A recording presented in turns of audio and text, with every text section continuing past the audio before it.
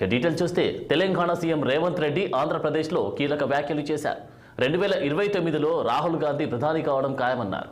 YS స్ఫూర్తితో రాహుల్ జోడో యాత్ర చేపట్టారన్న రేవంత్ రెడ్డి ప్రజా సంక్షేమంలో వైఎస్ తనదైన ముద్ర వేశారని కొనియాడారు. విజయవాడలో జరిగిన వైఎస్ఆర్ 75వ జయంతి వేడుకలకు సీఎం రేవంత్ రెడ్డి హాజరయ్యారు. షర్మిల పోరాటంతో పాటు కార్యకర్తల పోరాటం ఊరికే పోదని రేవంత్ రెడ్డి అన్నారు. వైఎస్ దూరమై 15 ఏళ్లు గడిచినా ఆయన జ్ఞాపకాలు మదిలో కదిలాడుతున్నాయని తెలిపారు.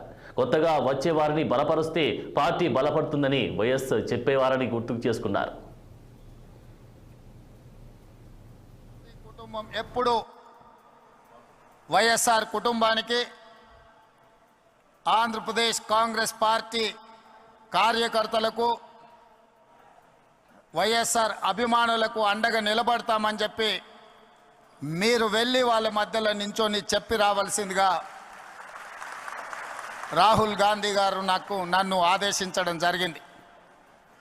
నాతో పాటు ఈ కార్యక్రమంలో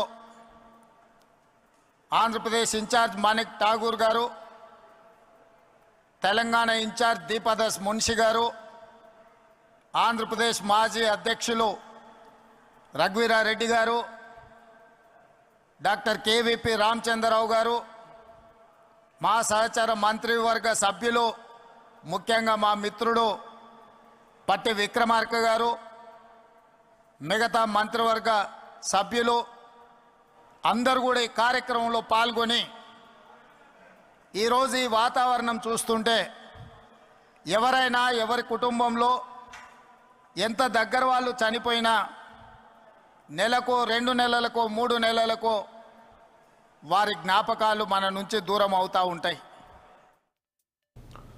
ఏపీ కాంగ్రెస్ పార్టీ ఆధ్వర్యంలో వైఎస్ రాజశేఖర రెడ్డి 75వ జయంతి కార్యక్రమం జరిగింది. ఈ సభకు రేవంత్ రెడ్డి తన మంత్రివర్గంతో సహా హాజరయ్యారు. సభను ఉద్దేశించి వక్తలు వివిధ రకాలుగా స్పందించారు. వైఎస్ఆర్ ఉండుంటే సీఎం రేవంత్ రెడ్డి ఇక్కడికి వచ్చేవారు కాదని సిపిఐ జాతీయ కార్యదర్శి నారాయణ అన్నారు. వైఎస్ఆర్ ఆశయాల కోసం నిరంతరం కృషి చేస్తామని వైఎస్ షర్మిల వ్యాఖ్యానించారు. ముఖం నిండా చిరునవ్వు, నడుచుకుంటూ వస్తే రాజసమే నడుచుకుంటూ వస్తుందా అన్నట్టుగా ఉండేది. ఆ ఖద్దరు పంచ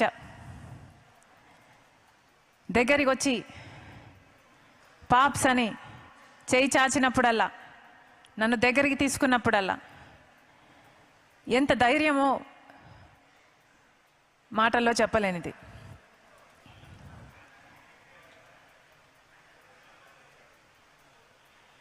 రాజశేఖర రెడ్డి గారు చనిపోకముందు ఆ కొద్ది రోజులు ఆయనతో గడిపిన జ్ఞాపకాలు మీతో పంచుకోవాలని ఉంది. ఆ కొద్ది రోజులు ఆల్మోస్ట్ నాన్నని నేను కలిసిన ఆఖరిసారి కావచ్చు.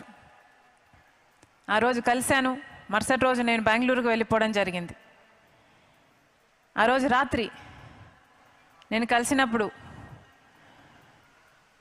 నాన్న మాట, పాప్స్ దేవుడు ఎంత చేశాడు కదా